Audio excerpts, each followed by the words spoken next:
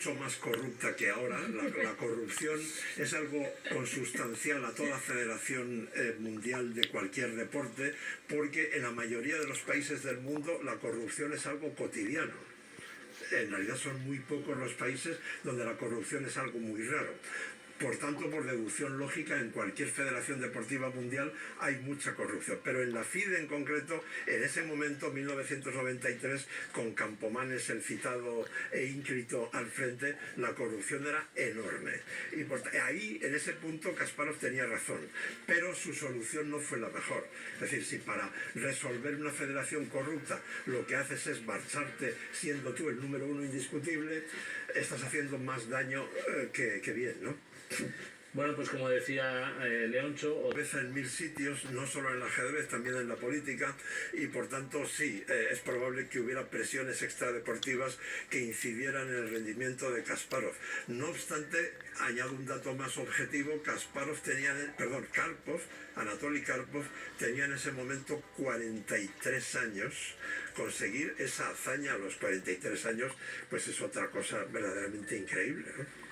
Pues increíble y a la altura del personaje que nos trata hoy. Ya vamos terminando el cetro mundial otras 2 veces, que lo ha citado antes Leoncho, en 1996 ante Kamsky y en 1998 ante Linneo Anand. Ya en el 1999 pues una nueva reglamentación lo obligaría a tener que participar en las eliminatorias por el título, y a él entonces ahí decidió no volver a competir más en la carrera por el mundial.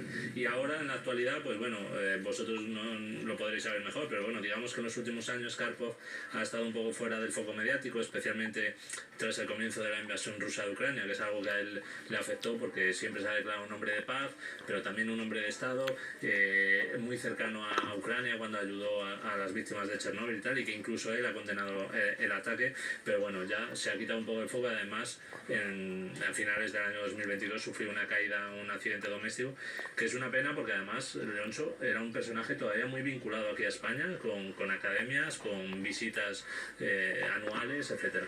Sí, él está enamorado de España, quizás sea el país que más veces haya visitado, uno de los 2 o 3 que más, aparte del suyo, eso sin duda.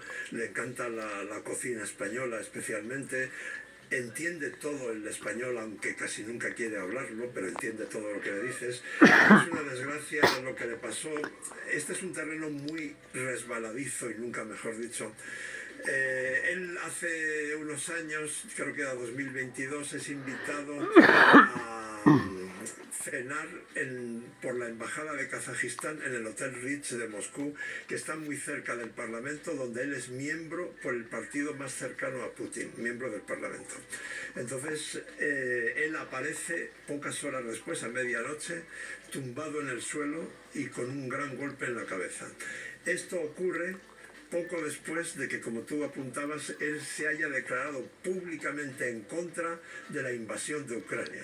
No tengo motivos para afirmar que eso fuera un atentado contra su seguridad física, no puedo afirmar eso, pero la casualidad incita a dejar la puerta abierta a que no fuera un resbalón. Y después sufre un ictus del que se está recuperando todavía. Antes de entrar en el estudio a grabar este programa, he hablado con uno de los pocos amigos suyos que tienen contacto directo con él, y me ha dicho que está bastante mejor que hace un año y que los médicos son moderadamente optimistas en cuanto a que vuelva a una vida normal. De momento está internado en un sanatorio cerca de Moscú. Con un tablero de ajedrez. Sin duda. Segurísimo.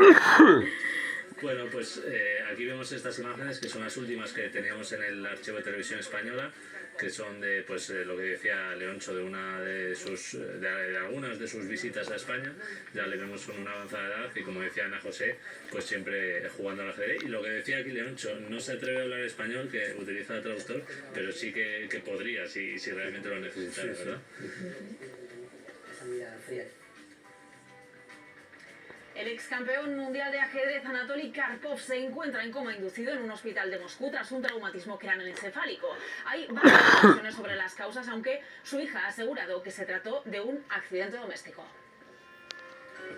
No, bueno, que es difícil que cualquier noticia, que te llame desde la Unión Soviética, te dé la versión real de lo que ha pasado a su hija Sofía, creo que se llama Sofía. Igual le interesaba mantener ocultos de verdad los motivos de cómo su padre apareció en ese estado y que realmente no fue un accidente casero.